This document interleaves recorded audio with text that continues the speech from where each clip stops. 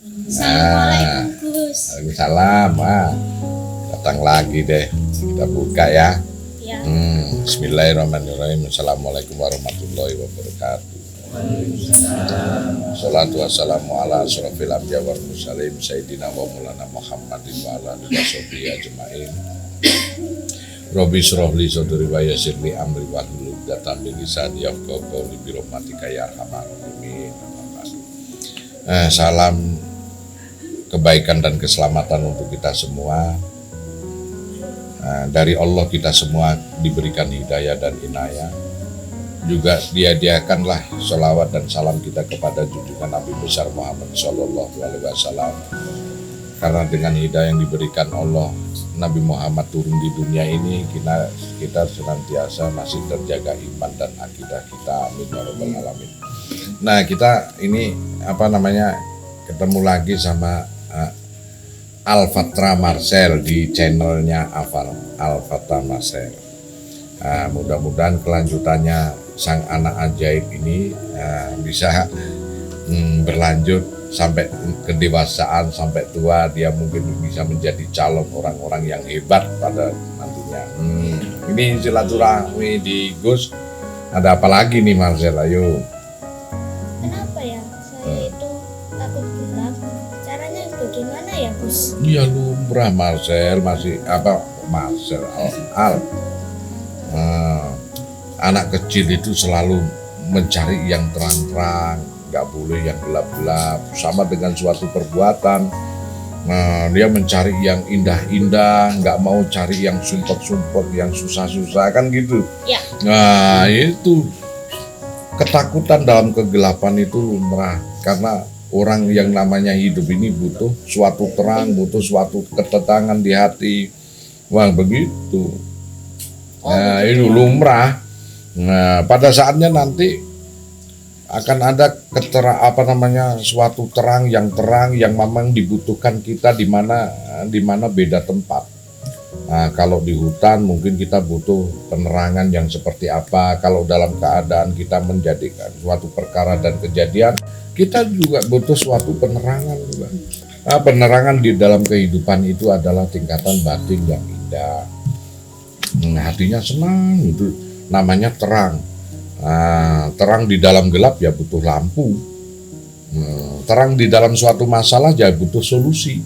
Itu macam-macam. Ya, kan kalau membaca atau menulis kan harus cari yang terang biasanya kan. Soalnya kalau mati lampu, pakai lampu belajar. Ya, terus. Iya, memang begitu. Kalau nggak ada terang begitu matanya rusak. Atau kalau lampunya mati pakai lilin. Betul itu. Lampunya baterainya habis pakai lilin. Betul. Iya. Karena apa yuk? Supaya matanya nggak rusak, nggak sakit. Nggak mungkin orang belajar, bisa menulis tanpa terang, gelap. Kan nggak mungkin. Akhirnya tulisannya bletotan. Kan begitu. Iya. Makanya nanti kalau sudah dewasa, yang disebut terang ini butuh petunjuk supaya bisa menjalankan kehidupan yang baik. Itu namanya terang, butuh petunjuk. Kenapa anak butuh terang? Karena harus bisa membedakan yang gelap. Kenapa kok terang yang dicari? Karena orang bisa berjalan di suatu tempat, dan juga bisa menulis nantinya. Kalau gelap sulit untuk menulis. Ini pengetahuan dasar ya. Nah, jadi kalau tidak diseimbangkan antara terang dan gelap di saat dimana kita harus bisa menulis atau cuma melihat, maka nanti mata kita rusak. Kalau menulis kita berada di tempat yang gelap, rusak mata kita. Ya, dipaksakan kornea ini untuk bisa melihat sesuatu hal yang kecil. Nah, demikian kalau sudah besar, dewasa, yang disebut terang dan gelap ini hanyalah petunjuk. Kalau orang mencari terangnya hati itu namanya petunjuk. Karena modal dasar manusia hidup untuk mencari petunjuk, begitu Al. Iya begitu. Udah ada lagi? Ada. Ya apa? Kenapa ya? Misalnya aku pecahkan HP-nya mama gitu.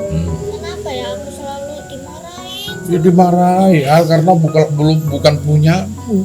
Sedangkan punyanya Al sendiri, kalau itu hasilnya yang diberikan papa mama dimarahi kan pasti. Karena apa? Marahnya seorang mama dan papa itu mendidik supaya Al bisa menjaga amanah yang diberikan sama orang tua, nggak disia-siakan. Makanya harus dijaga betul. Kalau dibelikan mama papa harus dijaga betul. Ini HP yang belikan mama, aku sendiri kalau mau beli juga belum bisa, nah, gitu kan. Kalau mau menjatuhkan ya pasti dimarahi. Karena apa? Di dalam konteks seperti itu nanti kita rugi. Iya, karena nggak hati-hati. Kita dididik untuk bisa hati itu nggak apa-apa. Tapi kan orang tua marahi Al ini kan sesuai dengan tidak melampaui batas, hanya dimarahi, diberikan petunjuk supaya Al lain kali harus hati begitu. Jangankan punyanya mama papa, punyamu sendiri kalau dipecahkan itu HP, mama papa juga akan marahi. Karena apa? Ya karena Al belum bisa beli sendiri. Coba kalau Al sudah bisa beli sendiri dengan nabung, kalau pecah sayang kan, rugi kan. Karena apa? Aduh, hasil nabungku jatuh hancur berantakan, rugi nggak?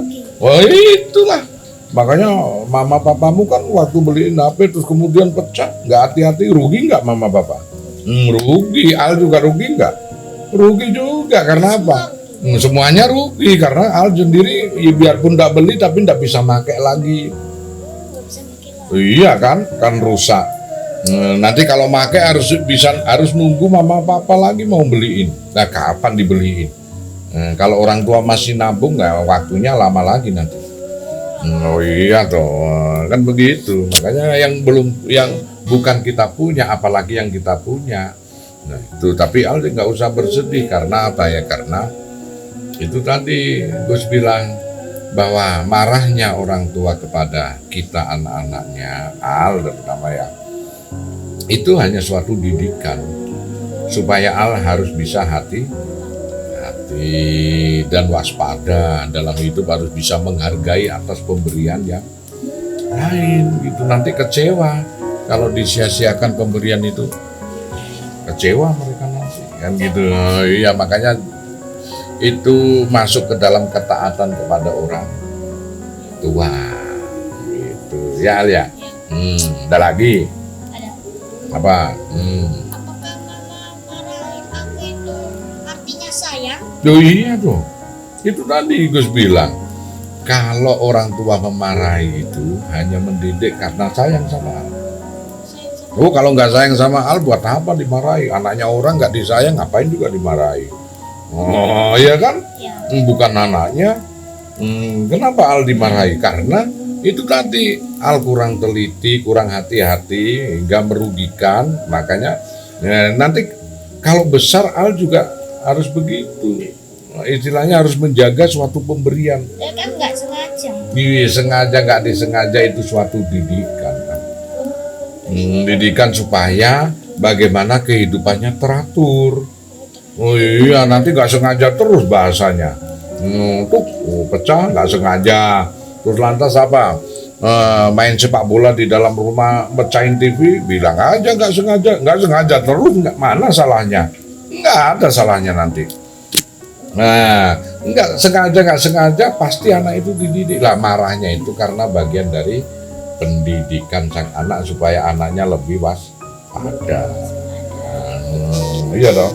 Iya, dan nggak boleh pakai bahasa nggak disengaja. Mana ada, semuanya juga nggak sengaja. Mecahin HP juga nggak sengaja. Mangkel karena main game kalah terus bisa dibanting, dipecahin.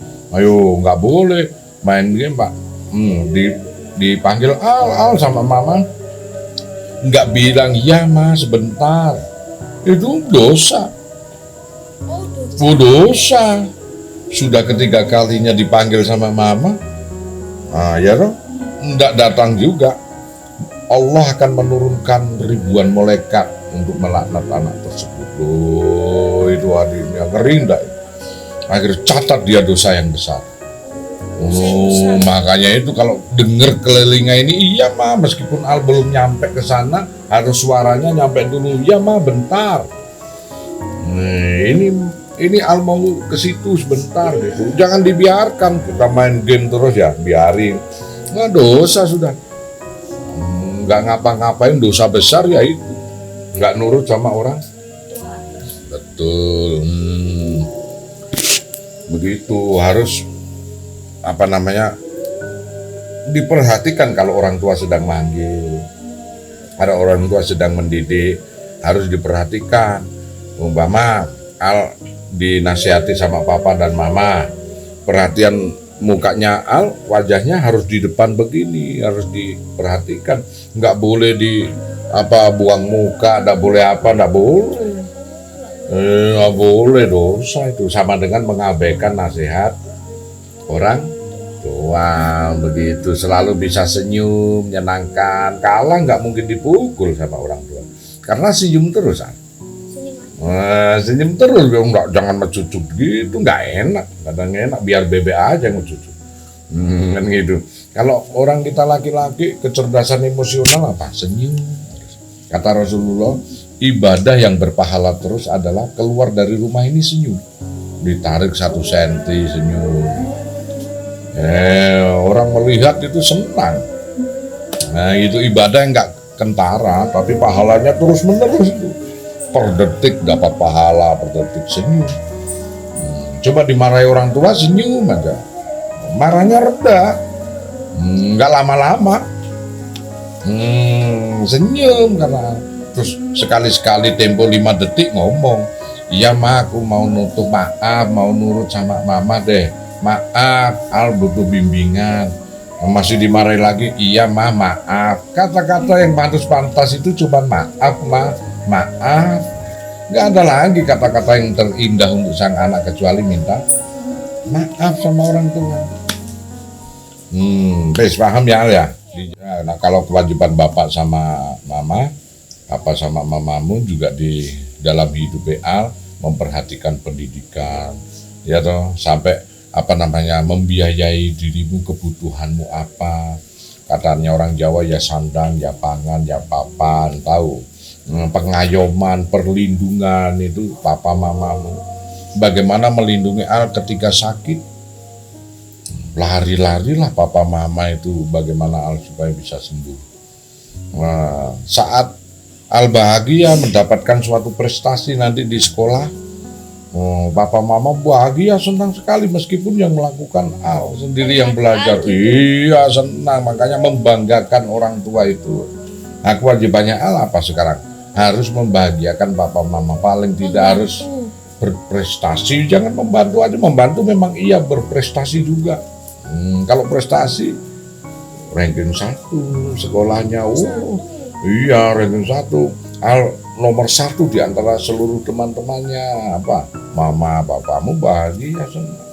Nggak percuma nanti biayai anaknya itu. Berharap sampai Al datang ke sini, berharap supaya Al ini jadi orang yang pintar, jadi orang yang cerdas, terutama jadi orang yang baik. Gitu. Betul Al. Udah dikembangkan sendiri, nanti diinget-inget. Gus pernah bilang begini sama Al, saya harus taat sama orang tua. Bagaimana saya harus? Juga kenapa ya harus menghargai atau menyayangi teman? Itu bagian dari unsur kehidupan manusia. Manusia harus bisa saling menghargai. Dirimu harus bisa berguna, bagian dari hidup kita supaya bisa berguna. Menghargai teman, jangan bermusuhan. Betul, nggak ada baiknya. Kan ingin jadi orang baik dong. Ya. Menghargai baik kan, ya. Bermusuhan buruk baik. Buruk, makanya kalau ingin jadi baik, ya harus segala sesuatu yang berguna harus dijalankan. Harus dijalankan. Betul. Nggak boleh bermusuhan, betul. Dan juga nggak boleh sombong. Betul sekali, kan dijawab sendiri sama Al harus pintar sekarang. Nggak boleh pamer-pamer. Nggak boleh, nanti gak tambah iri teman-teman, kasihan. Kadang teman nggak mampu kan. Kalau bisa, kalau lebih kasih teman. Gitu Al. Gimana di season kedua ini? Mau lanjut terus? Nah sudah. Dia cuma ingin jadi anak yang baik. Bagaimana dia juga tahu fungsi orang tuanya itu bagaimana sih terhadap anak. Terus bagaimana juga anak terhadap orang tua ini. Kalau dimarahi bagaimana, mudah-mudahan menjadi inspirasi untuk anak-anak yang di seluruh Indonesia bahkan dunia yang ngerti bahasane. Ini nggak apa-apa, dari sini kita juga belajar baik kok Rahman Rahim. Kita juga landasan guru sejati, kadang keadaan itu sendiri, keadaan yang dipertemukan antara anak kecil dengan kita ini juga sebagai guru terindah. Munculnya Rahman Rahim ya dari sini. Nah, munculnya orang bisa menghormati, menghargai, menyayangi, ini ya dari Allah, ya dari sini. Bagaimana bisa ngomong gini, ini masih penting, ini kan normal. Ada Gus nggak pernah, ada yang nggak normal loh. Saya menasihati orang gila, coba bagaimana? Orang gila dinasihati sampai nurut. Nah, layariful wali lal wali, layariful gila ilal gila. Podo gendenge. Jadi aku ingin ono wong gila iki, ono wong gendeng iki ngejak ngomong ambek Gus. Dek iku disersi. Ngopo mari dipecat kok tentara iku. Nanti Gus iki yo ngomong, aku iku mbiyen yo kolonel, yo kaya awakmu ngono kuwi. Oh iya Pak Kolonel. Mergo nak karo pimpinane mesti nurut. Heeh, aku ki yo metu, pangkatmu apa? Aku apa letnan. Wah, aku kolonel malah. Apa padha gendenge. Akhirnya padha gendenge wong iku wedi saking wedine aku kolonel. Dhek ngerti Mas wong gendeng. Kolonel pangkatnya lebih atas. Makanya setiap aku ngomong dia bilang siap dan. Tadi aku komandane wong gendeng. Karena kita sedang membuka Rahman Rahim. Nah, demikian anak kecil ya juga harus sebagai guru TK. Karena itu konsep Rahman Rahim yo, kelas AC. Nah, ini Allah menghadirkan sing neko-neko, macam-macam lah. Apa Gus ngajar tasawuf yang demikian tingkatnya tinggi ya. Terus kemudian ada ini bagian dari tasawuf. Hadirnya Rahman Rahim, ayo piye iso nyikapi Anda semua yang pemirsa di rumah semua ini juga harus mengetahui bagian dari tasawuf juga. Ya, inilah Rahman Rahim. Seperti gue juga berguru dengan orang gila. Sebetulnya yang berguru iku Gus itu wong gila berguru sampai Gus yang berguru wong gila. Ternyata orang gila juga nurut kalau kita pakai Rahman Rahim.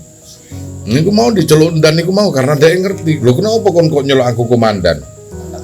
Karena pangkatnya jenengan lebih tinggi dari saya. Ngono wae. Saiki ojo nang kene, musuh iku nang kono ngedang perbatasan. Siap diri ngesi. Aku nang ngarepe toko kowe. Nang ngarepe toko ku gak gelem anu, arepe nggo pentungan. Moro tuwa ku arep dipentung ngono lah ya apa. Akhire kudu lu jejer padha gendenge ya iki mau. Nah, itu. Layak riful bebek ilal bebek, kita ndak bisa ngomong karo bebek nek padha bebeke ngerti bahasane iku. Jadi begitu.